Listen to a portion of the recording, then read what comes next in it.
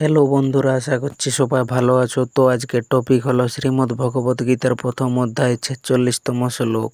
তাহলে চলো আর দেরি না করে শুরু করি। শ্লোকটি হলো, যদি মাম প্রতিকারম শস্ত্রং শস্ত্রপানয় ধার্তরাষ্ট্রা রণে হনুস্তন্মে ক্ষেমতরং ভবতে। এই শ্লোকটির সহজ অর্থ হলো, অর্জুন বললেন, যদি অস্ত্রধারী ধৃতরাষ্ট্র পুত্ররা আমাকে যুদ্ধে নিরস্ত্র ও প্রতিরোধহীন অবস্থায় হত্যা করে তবুও সেটাই আমার পক্ষে অধিক কল্যাণকর হবে। এরপর চলো শ্লোকটিকে ধাপে ধাপে বিস্তারিতভাবে ব্যাখ্যা করি। তো শ্লোকের প্রথমই রয়েছে যদি মাম। এখানে যদি মানে হলো যদি, আর মামো মানে হলো আমাকে, অর্থাৎ এখান থেকে বলতে চাইছে যদি আমাকে। এখানে অর্জুন নিজেই এটা বলছেন। শ্লোকের এরপর রয়েছে অপ্রতিকারম। এখানে অপ্রতিকারম মানে হলো কোনো প্রতিরোধ না করে, পাল্টা আঘাত না করে।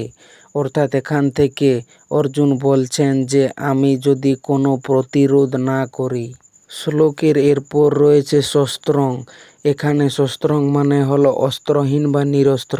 অর্থাৎ এখান থেকে বলতে চাইছে আমি যদি অস্ত্র ত্যাগ করে যুদ্ধক্ষেত্রে দাঁড়িয়ে থাকি। শ্লোকের এরপর রয়েছে শস্ত্রপানয় ধার্তরাষ্ট্রা।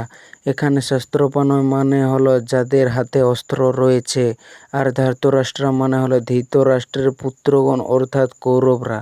অর্থাৎ এখান থেকে বলতে চাইছে অস্ত্রধারী কৌরবরা যদি আমাকে আক্রমণ করে। শ্লোকের এরপর রয়েছে রণে হন্যু। এখানে রণে মানে হলো যুদ্ধে, আর হন্যু মানে হলো হত্যা করে। অর্থাৎ এখান থেকে বলতে চাইছে যুদ্ধক্ষেত্রে যদি তারা আমাকে মেরে ফেলে। শ্লোকের সবশেষে রয়েছে তৎ মে ক্ষেমতরং ভবতে। এখানে তৎ মানে হলো তা, আর মে মানে হলো আমার জন্য, আর ক্ষেমতরং মানে হলো অধিক কল্যাণকর, আর ভবতে মানে হলো হবে। অর্থাৎ এখান থেকে বলতে চাইছে তবুও সেটাই আমার জন্য বেশি মঙ্গলজনক হবে। এই শ্লোকটির মূল ভাবটি হলো, অর্জুন এতটাই দুঃখে ভেঙে পড়েছেন যে তিনি যুদ্ধ করার ইচ্ছে সম্পূর্ণ হারিয়ে ফেলেছেন। তিনি শ্রীকৃষ্ণকে বলছেন, আমি অস্ত্র তুলে আমার আত্মীয়দের হত্যা করতে চাই না, বরং যদি তারা আমাকে নিরস্ত্র অবস্থায় হত্যা করে সেটাই আমার কাছে শ্রেয়। এই শ্লোকের তিনটে গুরুত্বপূর্ণ দিকগুলি হল, প্রথমটি অপ্রতিকারম অশস্ত্রম মানে অপ্রতিরোধী ও শস্ত্রহীন। অর্জুন বলছেন আমি অস্ত্র তুলব না, প্রতিরোধও করব না, শুধু দাঁড়িয়ে থাকব। এটা একজন মহাবীর যোদ্ধার কাছ থেকে সবচেয়ে অভাবনীয় কথা, যিনি সারা জীবন অস্ত্র চালিয়েছেন, দেবতাদের কাছ থেকে অস্ত্র পেয়েছেন, সর্বশ্রেষ্ঠ ধনুর্ধর। তিনি বলছেন অস্ত্র তুলব না।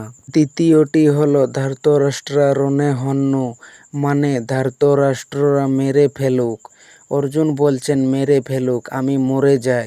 পৃথিবীর সেরা বীর মৃত্যুকে বরণ করে নিতে চাইছেন। এটা বীরোচিত মৃত্যু নয়, এটা পলায়নের আরেকটি রূপ। তৃতীয়টি হলো তন্মে ক্ষেমতরং ভবেত। এখানে ক্ষেমতরং মানে হলো অধিকতর মঙ্গলজনক বা বেশি কল্যাণকর। অর্জুন বলেছেন যুদ্ধ করে জয় হওয়ার চেয়ে শস্ত্রহীন হয়ে মরে যাওয়া বেশি মঙ্গলজনক। এই কথাটা শুনতে ত্যাগের মতো, কিন্তু আসলে এটা দায়িত্ব এড়ানোর সবচেয়ে চরম রূপ। এর আগের 45তম শ্লোকে অর্জুন বলেছিলেন আহা, রাজ্যের লোভে পাপ করতে যাচ্ছিলাম। এই শ্লোকে তার পরিণতি তাহলে মরে যাওয়াই ভালো। এই দুটি শ্লোক মিলিয়ে অর্জুনের বিষাদের চিত্রটি হলো আক্ষেপ, আত্মসমর্পণ ও মৃত্যু কামনা। এটা বিষাদের সর্বোচ্চ ও সর্বশেষ বিন্দু। এই শ্লোকের সবচেয়ে গভীর বিরোধাভাসটি হলো, এই পুরো প্রথম অধ্যায়ের একটি বড় বিরোধাভাস আছে। সেটি হলো অর্জুন বলেছেন আপনজনদের ভালোবাসি তাই যুদ্ধ করব না, কিন্তু এখন বলছেন মরে যাওয়াই ভালো। যদি সত্যিকারের আপনজনদের ভালোবাসেন তাহলে মরে গেলে তাদের কি হবে? মা কুন্তি কি করবেন? ভাইয়েরা কি করবেন? এই বিরোধাভাসটায় প্রমাণ করে অর্জুনের এই সিদ্ধান্ত ভালোবাসা থেকে নয়, মোহ থেকে। এই পুরো ভগবদ্গীতার প্রথম অধ্যায়ে আমাদের শেখায় মোহ মানুষকে কতটা অন্ধ করে দিতে পারে।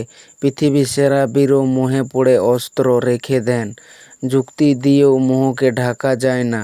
অর্জুন দীর্ঘ যুক্তি দিলেন, কিন্তু সব যুক্তির মূলে ছিল মোহ। ভাঙনই নতুন পথের শুরু। অর্জুন যখন ধনুক রাখলেন তখন শ্রীকৃষ্ণের জ্ঞানের দরজা খুলল। তো বন্ধুরা, এই ছিল শ্রীমদ্ ভগবদ গীতার প্রথম অধ্যায়ের 46তম শ্লোক।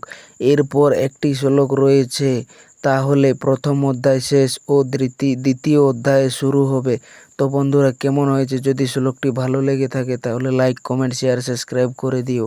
আর ধন্যবাদ সবাইকে ভিডিওটি শেষ পর্যন্ত দেখার জন্য।